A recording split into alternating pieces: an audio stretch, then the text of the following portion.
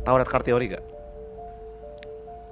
Tahu ya? Go ahead. Jadi teman-teman, red card theory itu adalah ketika aku tanya sekarang, hari ini kamu udah lihat berapa mobil merah? Mungkin kamu nggak tahu, mobil merah gitu. Kamu nggak perhatiin. Tapi ketika aku ganti situasinya, untuk setiap mobil merah yang kamu lihat, aku akan kasih kamu 10 juta. Gitu.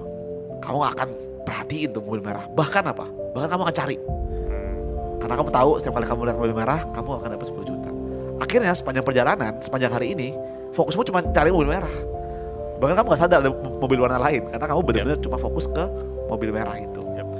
Dan itu, jadi ketika kita fokusnya kepada hal baik di orang, ya contohnya, ya kita akan fokusnya ke hal baiknya dia.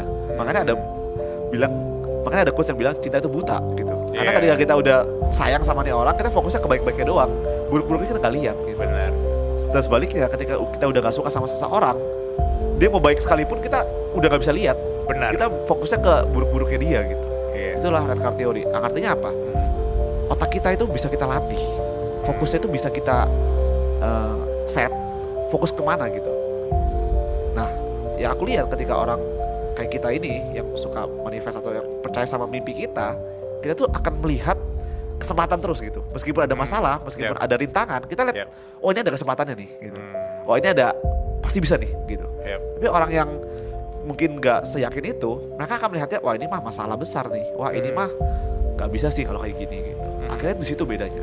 Dan kemarin aku sempat baca suatu riset, jadi ada di otak kita tuh ada namanya reticular, kalau salah namanya reticular activating system atau RAS.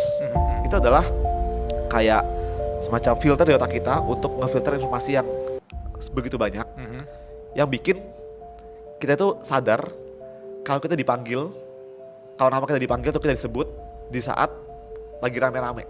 Kan banyak banget tuh suara kan. Tapi ketika dipanggil Jerome gitu, aku jadi sadar gitu. Nah itu ada bagian otaknya yang khusus untuk menangkap informasi itu, menangkap informasi yang penting.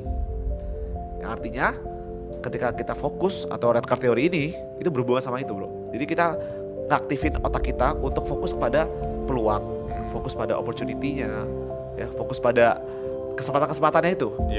Sehingga kita melihat things too differently. Jadi ada dua orang, yang satu misalnya dia fokus pada baik-baiknya dan fokus pada yang ini fokus pada masalahnya, akan berbeda approach-nya.